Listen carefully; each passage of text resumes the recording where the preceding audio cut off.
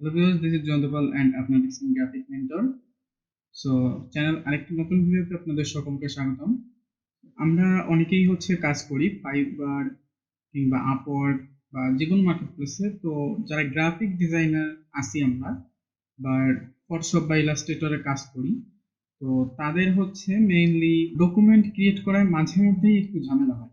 দেখা যায় যে কিছু কিছু ক্ষেত্রে যারা নতুন শিখে, যারা এক্সপিরিয়েন্স, তাদের ক্ষেত্রে এতটা প্রবলেম হয় না, বাট যারা নতুন শেখে তো তাদের ক্ষেত্রে ডকুমেন্ট ক্রিয়েট করা নিয়ে বা যে ডকুমেন্ট সেট আপ করা নিয়ে সেটা নিয়ে একটু ঝামেলা হয়। তো সেই ঝামেলাটা যাতে না হয় সেই টপিকটাই ক্লিয়ার করার জন্য আজকের ভিডিওটা মেইনলি আমি শুরু করছি। সো শুরু করার আগে তথাকথিতভাবে একটাই রিকোয়েস্ট করব, যদি চ্যানেলে নতুন হয়ে থাকেন তাহলে অবশ্যই চ্যানেলটাকে সাবস্ক্রাইব করে পাশের বেল আইকনটিতে প্রেস করে দিবেন, যাতে আমার পরবর্তী ভিডিওর নোটিফিকেশনগুলো পেয়ে যান আপনি সবার আগে। So let's start.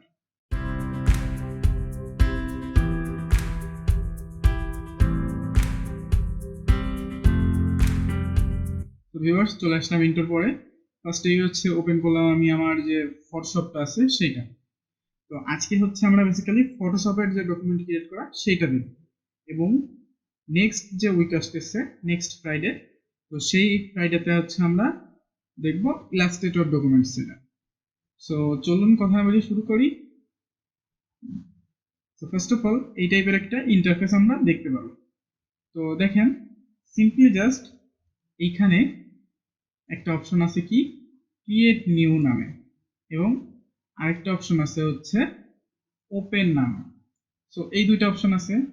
এরপরে আরো কিছু অপশন আছে, এইখানে হোম আছে, দেন এইখানে একটা অপশন আছে।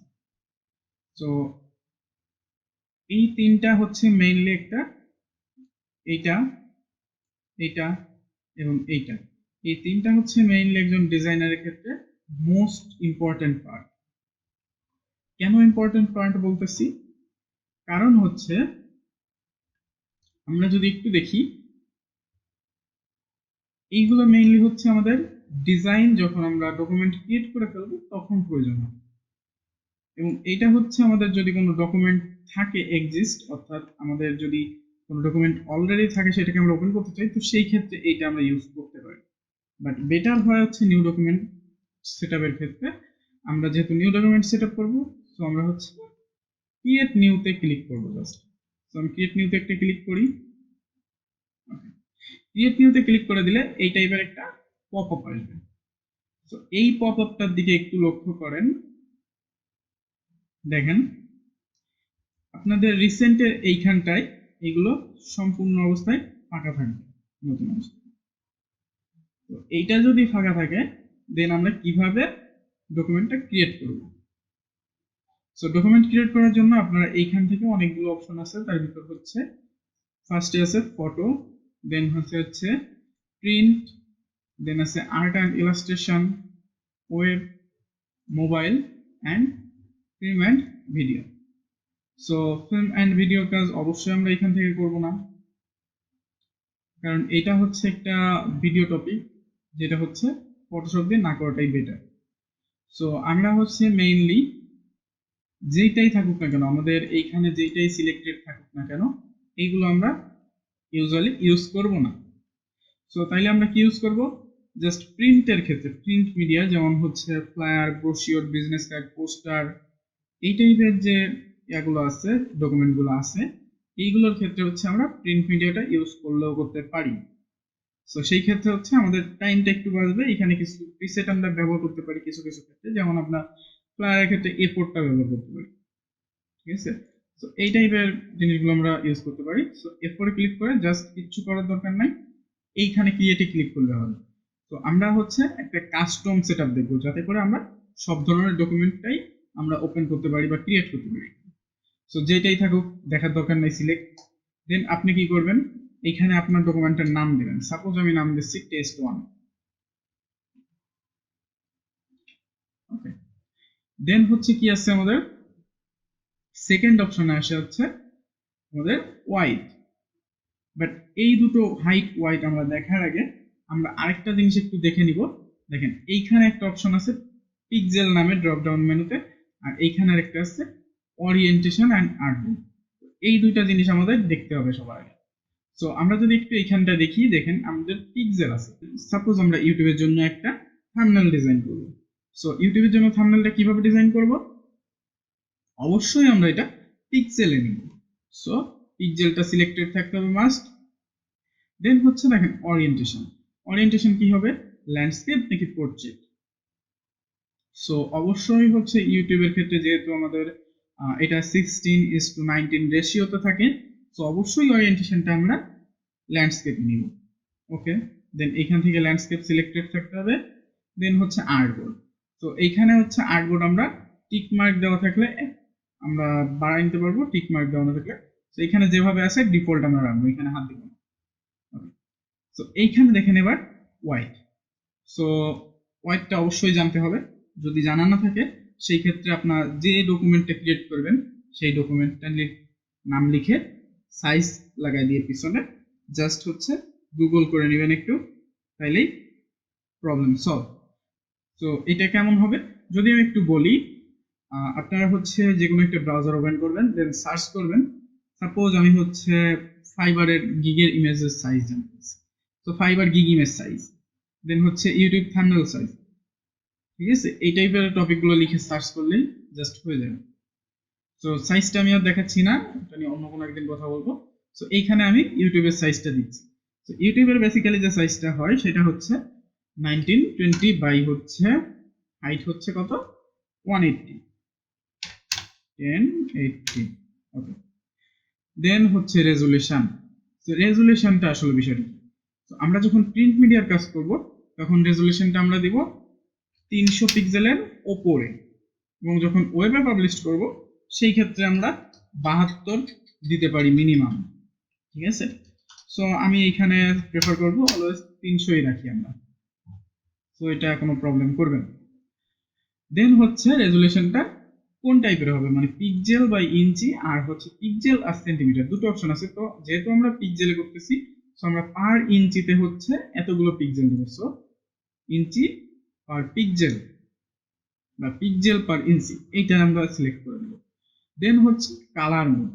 তো এইখানে একটা দেখার বিষয় আছে, দেখেন কালার মোড জাস্ট আমাদের কিন্তু এইটুকুতে শেষ হয়ে যাচ্ছে না, ঠিক আছে? এইটুকুতে শেষ হয়ে যাচ্ছে না, আমাদের অনেক কিছু আছে কালার মোডের মধ্যে। ফার্স্টে কি আছে আমাদের কালার মোড আছে, দেন হচ্ছে বিট আছে কালার বিট, এরপরে হচ্ছে ব্যাকগ্রাউন্ড কালার আছে, অ্যাডভান্স কিছু টপিক আছে, তার ভিতরে আছে হচ্ছে কালার প্রোফাইল, এরপরে আছে হচ্ছে অ্যাসপেক্ট রেশিও। সো আমরা এগুলো একটু দেখি। প্রথমে আছে হচ্ছে আমাদের আরজিবি কালার। সো আরজিবি কালারের এখানে আমরা খেয়াল রাখবেন মনিটর বা ডিসপ্লে বা ডিজিটাল মিডিয়া পাবলিশের ক্ষেত্রে আমরা কালার মোড রাখবো আরজিবি, এবং যখন হচ্ছে আমরা প্রিন্ট দিব ডিজিটাল প্রিন্টার থেকে, সো যেমন হচ্ছে আমরা যেমন ছবিগুলো বের করি পাসপোর্ট সাইজের ছবি প্রিন্ট দিয়ে বের করি, এই টাইপের প্রিন্টারের ক্ষেত্রে কালার মোড রাখবো সিএমওয়াই কে। আচ্ছা, এরপরে যেটা আছে ল্যাব কালার, এটা হচ্ছে আমাদের অনেক আগের টাইমে ছিল যখন হচ্ছে কালার ওয়াশ করাইতে হতো, তো সেই টাইমে হচ্ছে ল্যাব কালার ইউজ করা হতো। বাট আমরা এখন বিটম্যাপও ইউজ করবো না, গ্রাইসাইকেলও ইউজ করবো না, জাস্ট আমরা আরজিবি এবং সিএমওয়াই কে এই দুটো নিয়ে কাজ করবো। সো মনিটরে যেহেতু আমি পাবলিশ দিব সেহেতু অবশ্যই আরজিবি সিলেক্ট করবো। দেন হচ্ছে এইখানে দেখেন কালার প্রোফাইল নামে একটা অপশন আছে। সো এই কালার প্রোফাইলটা কি, এইখানে দেখেন সিলেক্ট করা আছে ডোন্ট কালার ম্যানেজ। তো আমরা এখান থেকে ওয়ার্কিং আরজিবি এসআরজিবি এইটা সিলেক্ট করে দিব, কারণ এইটা হচ্ছে সব থেকে বর্তমানে লেটেস্ট যে কালার মুডটা বা কালার প্রোফাইলটা সেইটা।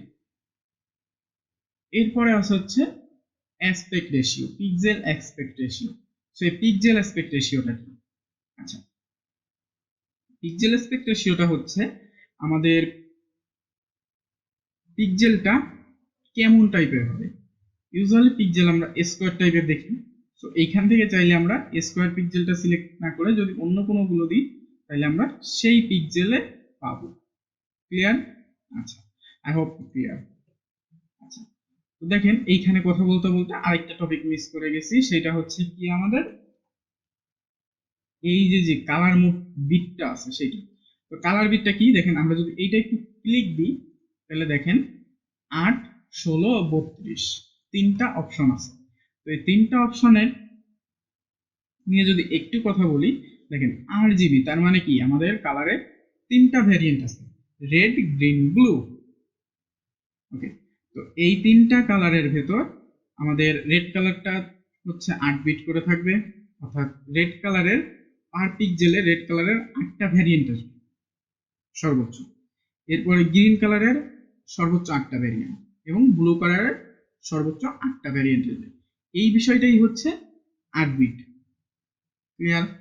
আচ্ছা, তো এরপরে যে বিষয়টা আছে, তার মানে একটা পিক্সেলের ভেতর এটা 24টা আমাদের কালার মোড আসতেছে। এই বিষয়টাই হচ্ছে কালার বিটটা নির্দেশ করে। আবার যখন আমি এখান থেকে 16 বা 32 ইউজ করব, তখন রেড হচ্ছে 16টা ভ্যারিয়েন্ট দিবে বা 32টা ভ্যারিয়েন্ট দিবে, গ্রিন 16 বা 32টা ভ্যারিয়েন্ট দিবে, আবার ব্লু 16 বা 32টা মানে ভ্যারিয়েন্ট দিবে, যেটা বলে। সো এইটা হচ্ছে মেইনলি বিষয়। সো 8 বিট থাকতেছে, দেন হচ্ছে আমি এইটাকে ক্রিয়েট করি। দেখেন এটা চাইলে আপনারা এই যে টেস্ট অন দিয়েছি, এটাকে হচ্ছে কি করতে পারেন, সেভ করে রাখতে পারেন। সো আমি সেভের দিকে যাচ্ছি না, জাস্ট ক্রিয়েট করলাম। সো এইটাই হচ্ছে আমাদের যে ফটোশপের যে ক্রিয়েশনটা, ডকুমেন্ট সেটআপ বা ডকুমেন্ট ক্রিয়েট, এইটাই হচ্ছে ব্যাপার। এখন কথা হচ্ছে এইখানে আমাদের কিছু টুল হয়তো বা নতুন অবস্থায় কারো কারো থাকে না। তো এইগুলো কিভাবে পাবো?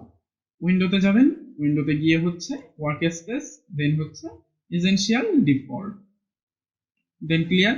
এইবার যদি আপনার এখানে কোনো টুল দরকার হয়, সো উইন্ডোতে ক্লিক করবেন, দেন হচ্ছে এখান থেকে যে কোনো একটা, মনে করেন আমার হচ্ছে নেভিগেটর দরকার, সো আমি নেভিগেটরতে ক্লিক দিলাম, দেখেন এই যে পিন হয়ে গেল। যদি পিন করা না থাকে তো সেই ক্ষেত্রে কি করবেন, এইভাবে যদি থাকে তাহলে এই দেখেন উপরের যে অংশটা আছে এই অংশটাকে ধরবেন, জাস্ট নিয়ে হচ্ছে এইখানে নিয়ে আসবেন, জাস্ট যখন ব্লু হয়ে যাবে এখানে তখন ছেড়ে দিবেন, পিন হয়ে যাবে। সো আজকের ভিডিওটা এই পর্যন্তই। আশা করি ভিডিওটি দেখে যদি একটু উপকৃত হন, ভালো লেগে থাকে ভিডিওটি, তাহলে অবশ্যই চ্যানেলটিকে সাবস্ক্রাইব করে দিবেন, ভিডিওটিকে লাইক করবেন, বন্ধুদের মাঝে ছড়িয়ে দিবেন যাতে তারাও কিছু শিখতে পারে। So best of luck.